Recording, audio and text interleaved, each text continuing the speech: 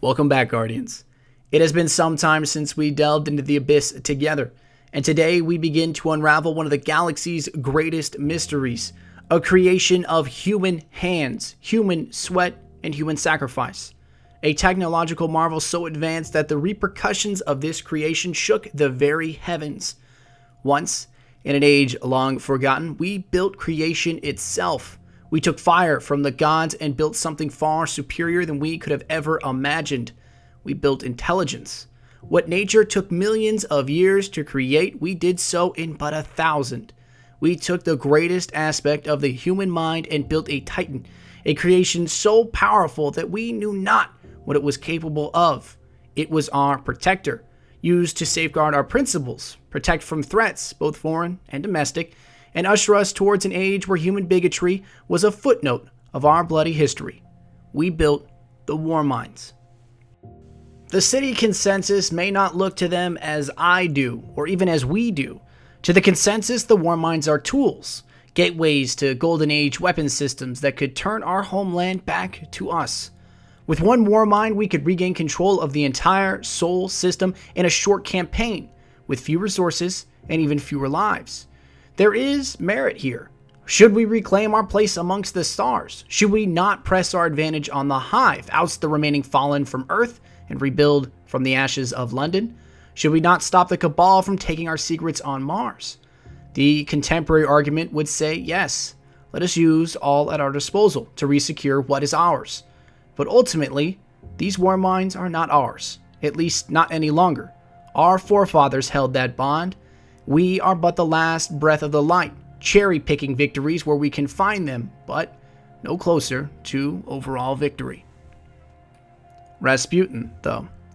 Rasputin could change everything. Only a few months ago, a group of Guardians found something in an array system in old Russia. At the time, it seemed like a Golden Age relic, but what they found and freed is something far greater than any icon of the past. They found Rasputin, and they gave him back to the stars.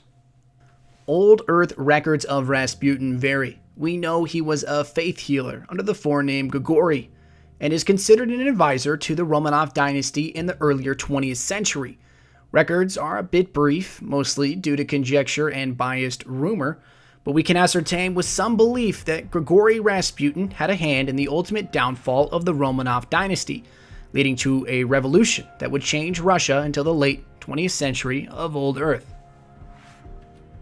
Perhaps named out of respect for his location or something more sinister, at the current point in time, additional information about the name given to the AI to ascertain similarities to the human Rasputin is required. One thing is certain. The AI Rasputin would survive an almost a certain death, just as Grigory had.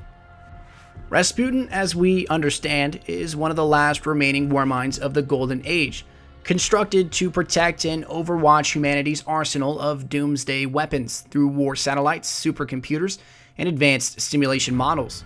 Unfortunately, he failed. Unlike the other AI Warminds, their might of technological prowess was not enough to stem the tide of the oncoming darkness.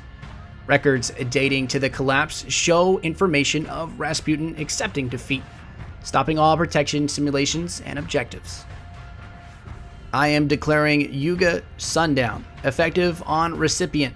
Cancel counterforce objectives, cancel population protection objectives, format moral structures for midnight exigent, execute long hold for reactivation. AI, calm, Rasputin, sign off. Stop, stop, stop. For clarification, Yuga is defined as any of the 4 stages of life of the world. So, taken literally, Yuga Sundown is the end of the world, the apocalypse. There is more code to decipher, but with current information, Rasputin did all it could. It exhausted every variable, projected every simulation, and attempted all action, only to fail. The forces of darkness too great. Reports from the field also offer some evidence of the power Rasputin could offer. If only we could grasp at it. Take this ancient weapon and turn its gaze upon our enemies. Surely they would feel defeat.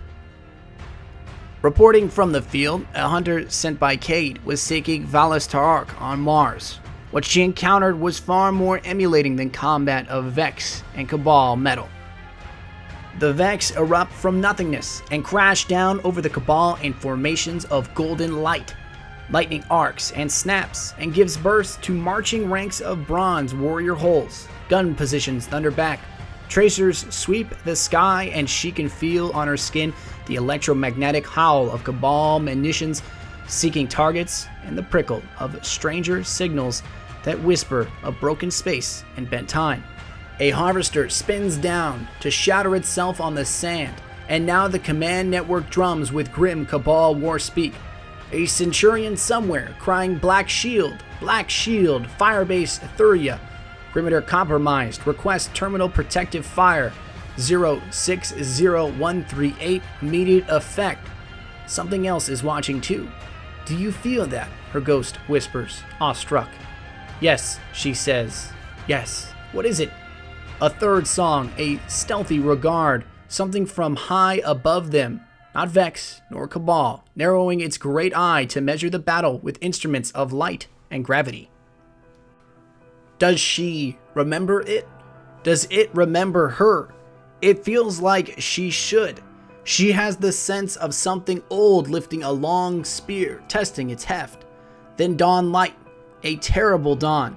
The sky opens up to admit devastation thrown down from orbit. Minotaurs fall burnt and broken, with their fluids boiling out. Cabal guns detonate in thunderous chains as tiny piercing flechettes fall out of the sky and find their ammunition bunkers. The battle stops. The Vex wink out.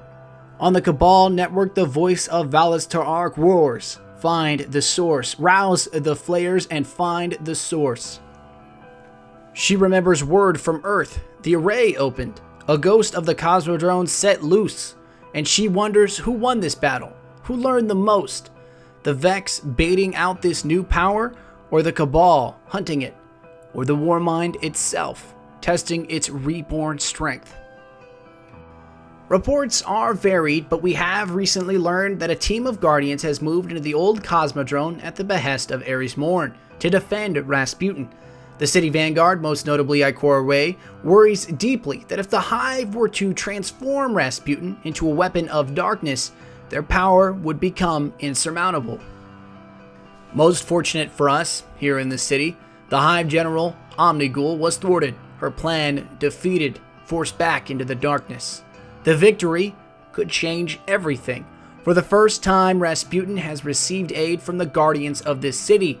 No longer can it remain belligerent of our cause. Although we are no closer to unlocking its secrets, surely the olive branch must mean something. We cannot characterize Rasputin's strategic objectives or capabilities, cannot define its physical or computational architecture, cannot ascertain its disposition with regard to the city, and cannot be sure it retains memory of the events before the collapse. Perhaps what remains is only an automatic shell defending itself by reflex. Or perhaps Rasputin's objectives have changed, transformed by some vital information it obtained during those dark days. Rasputin's survival opens the possibility that other Warminds may be revivable, opening weapon systems to aid in the city's defenses. The Vanguard and the Consensus hope that continued outreach towards Rasputin will develop into a strategic alliance. The return of Rasputin can be interpreted in varying degrees of good fortune. He is not our enemy. It was the darkness that forced him to sleep.